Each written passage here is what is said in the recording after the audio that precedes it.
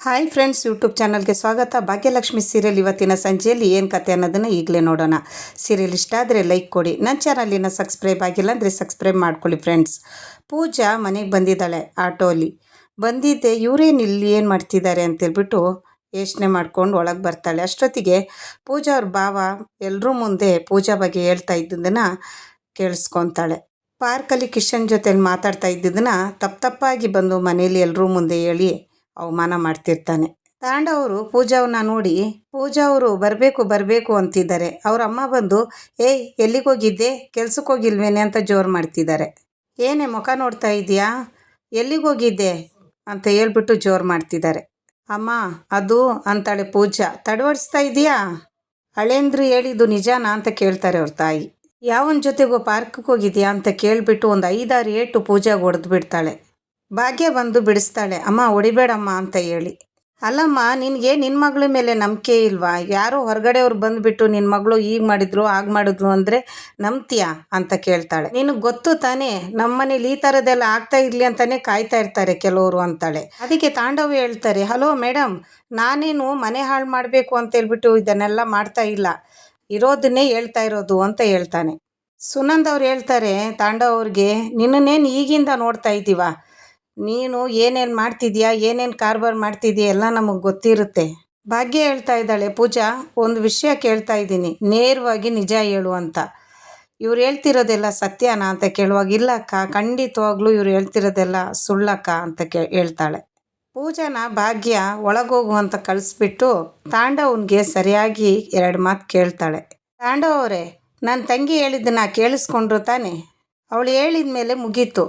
ನನ್ನ ಮುಂದೆ ನನ್ನ ತಂಗಿ ಯಾವುದೇ ಕಾರಣಕ್ಕೂ ಸುಳ್ಳು ಹೇಳಲ್ಲ. ನೀವು ಹೇಳಿರೋ ಹಾಗೆ ನನ್ನ ತಂಗಿ ನಮ್ಮ ಮನೆ ಮಾನ ಮರ್ಯಾದೆ ಯಾವುದೇ ಕಾರಣಕ್ಕೂ ತೆಗಿಯಲ್ಲ ಅಂತೇಳಿ ಭಾಗ್ಯ ಹೇಳ್ತಾಳೆ.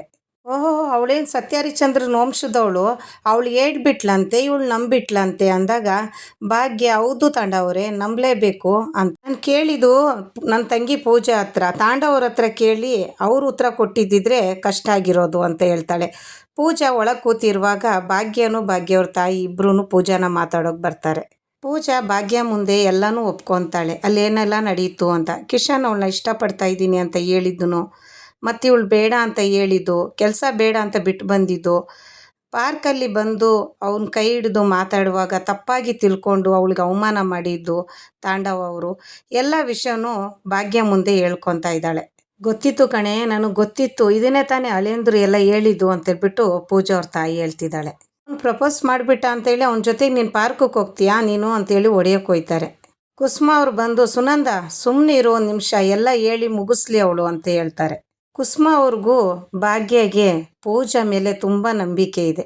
ಅವನು ನನಗೆ ಪ್ರಪೋಸ್ ಮಾಡ್ದ ಅಂತೇಳಿ ನಾನು ಪಾರ್ಕಿಗೆ ಹೋಗಿಲ್ಲಕ್ಕ, ಕೆಲಸ ಬೇಡ ಅಂತ ಹೇಳಿ ಬರ್ತಿದ್ದೆ, ಮಾತಾಡಬೇಕು ಅಂತಿದ್ದಕ್ಕೆ ಅಲ್ಲಿ ನಾವು ನಿಂತ್ಕೊಂಡು ಮಾತಾಡ್ತಾ ಇದ್ದಿದ್ದು. ಆದರೆ ಇವರೆಲ್ಲ ಅಲ್ಲಿ ಏನೆಲ್ಲ ನಡೀತೋ ಅದ್ರ ಬಗ್ಗೆ ಎಲ್ಲ ಹೇಳ್ತಿದ್ದಾಳೆ.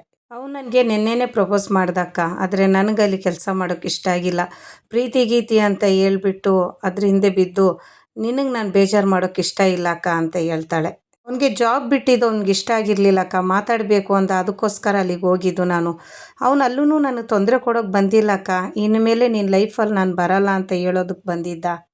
ಇದನ್ನೆಲ್ಲ ನೋಡಿ ಭಾವ ನನಗೆ ಅವಮಾನ ಮಾಡಬೇಕು ಅಂತ ಹೇಳಿ ಅಲ್ಲಿರೋರ್ನೆಲ್ಲ ಕರೆಸಿ ನನಗೆ ಅವಮಾನ ಮಾಡಿದ್ರಕ್ಕ ಅಂತಾಳೆ. ಇಷ್ಟೆಲ್ಲ ಮಾಡಿದ್ನಾ ಮನೆ ಹಾಳ ಅಂತೇಳಿ ಕುಸುಮ ಅವ್ರು ಹೇಳ್ತಿದ್ದಾಳೆ. ಹೌದು ಅತ್ತೆ, ನನ್ನ ಮತ್ತು ಕಿಶನ್ ಬಗ್ಗೆ ತಪ್ಪಾಗಿ ತಿಳ್ಕೊಬೇಕು, ಕೆಟ್ಟ ಅಭಿಪ್ರಾಯ ಬರಬೇಕು ಅಂತೇಳಿ ಈ ಥರ ಎಲ್ಲ ಮಾಡಿದರು ಅಂತಾಳೆ. ಆದರೂ ನನ್ನ ಕಿಶನ್ ಬಿಟ್ಕೊಟ್ಟಿಲ್ಲ ಅಕ್ಕ ಅಂತ ಹೇಳ್ತಾ ಇದ್ದಾಳೆ. ಇಲ್ಲಿ ರಾತ್ರಿ ಎಲ್ಲ ಕೂತ್ಕೊಂಡು 11 ಗಂಟೆ ಆದ್ರೂ ಭಾಗ್ಯ ಮತ್ತು ಅವ್ರ ಅತ್ತೆ ಇಬ್ಬರು ಮಾತಾಡ್ತಿದ್ದಾರೆ ಪೂಜಾ ಬಗ್ಗೆ. ಹುಡುಗ ಏನು ಮಾಡ್ತಿದ್ದಾನೆ ಅಂತೆ, ಒಳ್ಳೆಯವನ ಹೇಗೆ ಅಂತೇಳಿ ಕುಸುಮ ಅವ್ರು ಕೇಳ್ತಿದ್ರೆ, ಅದೇ ಅತ್ತೆ ನಮ್ಮ ಪೂಜಾ ಕೆಲಸ ಮಾಡ್ತಿದ್ದಾಳಲ್ಲ ಆ ಜಿಮ್ ಅವಂದೇ ಅಂತೆ ಅಂತೇಳಿ ಭಾಗ್ಯ ಹೇಳ್ತಿದ್ದಾಳೆ. ಇಷ್ಟು ಹೇಳಿದೆಯಲ್ಲ ಸಾಕು ಬಿಡು, ಮುಂದೆದು ಈ ಕುಸುಮ ನೋಡ್ಕೊತಾ ಇದ್ದಾಳೆ. ಭಾಗ್ಯ ಹೇಳ್ತಾಳೆ, ಏನು ಮಾಡ್ತೀರತ್ತೆ ಅಂತ. ಭಾಗ್ಯಗೆ ಖುಷಿ ಆಯಿತು, ಒಂದು ನಂಬಿಕೆನೂ ಬಂತು, ಏನೋ ಒಂದು ತಂಗಿಗೆ ಒಂದು ದಾರಿ ಆಗುತ್ತೆ ಅಂತ.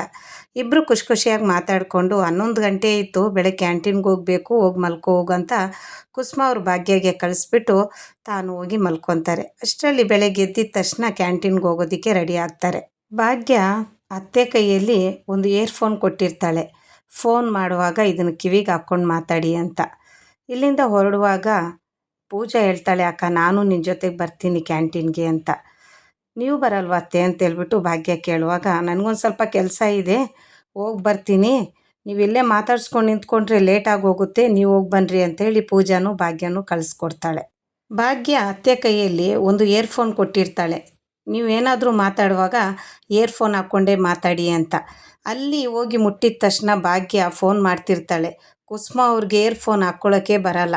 ತುಂಬಾ ತೊಂದರೆ ಆಗ್ತಿರುತ್ತೆ ಅವ್ರಿಗೆ, ಯಾವ ಥರ ಹಾಕ್ಬೇಕಂತ ಗೊತ್ತಾಗ್ತಿರಲ್ಲ. ಕೊನೆಗೂ ಚುಚ್ಚಿ ಫೋನ್ ಆನ್ ಮಾಡಲಿಲ್ಲದೆ ಹಲೋ ಹಲೋ ಅಂತ ಇರ್ತಾರೆ.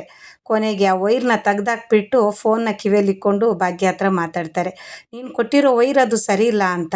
ಅಯ್ಯೋ ಅತ್ತೆ, ಆ ವೈರ್ ಮಧ್ಯದಲ್ಲಿ ಒಂದು ಬಟನ್ ಇರುತ್ತೆ, ಅದನ್ನು ಪ್ರೆಸ್ ಮಾಡಿದ್ರೆ ಫೋನ್ ಆನ್ ಆಗುತ್ತೆ ಅಂತ ಹೇಳಿ ಭಾಗ್ಯ ಹೇಳ್ಕೊಡ್ತಾಳೆ. ಅಷ್ಟರಲ್ಲಿ ಏನಾಯಿತು ಅತ್ತೆ ಹೋಗಿದ್ದು, ನೀನೇನು ಚಿಂತೆ ಮಾಡಬೇಡ, ಎಲ್ಲ ನಾನು ನೋಡ್ಕೊತೀನಿ ಅಂತ ಹೇಳ್ತಾಳೆ ಭಾಗ್ಯಗೆ ಕುಸುಮ ಅವರು. ನೀನೇನು ಚಿಂತೆ ಮಾಡಬೇಡ, ಎಲ್ಲ ಒಳ್ಳೆಯದೇ ಆಗುತ್ತೆ ಅಂತ ಹೇಳ್ಬಿಟ್ಟು ಕುಸುಮ ಅವರು ಭಾಗ್ಯ ಮುಂದೆ ಹೇಳ್ಕೊತಿದ್ದಾರೆ. ಅವಳು ಮಾತಾಡುವಾಗ ಹಿಂದ್ಗಡೆಯಿಂದ ಇಲ್ಲಿ ಪೂಜಾ ಬರ್ತಾಳೆ. ಪೂಜಾಗೆ ಏನು ವಿಷಯ ಗೊತ್ತಿರಲ್ಲ, ಓಪನ್ ಆಗಿ ಭಾಗ್ಯನೂ ಏನು ಹೇಳ್ಕೊಂಡಿರಲ್ಲ. ಇಲ್ಲಿಗೆ ಕತೆ ಮುಗೀತು. ನಾಳೆ ನೋಡೋಣ. ಬಾಯ್.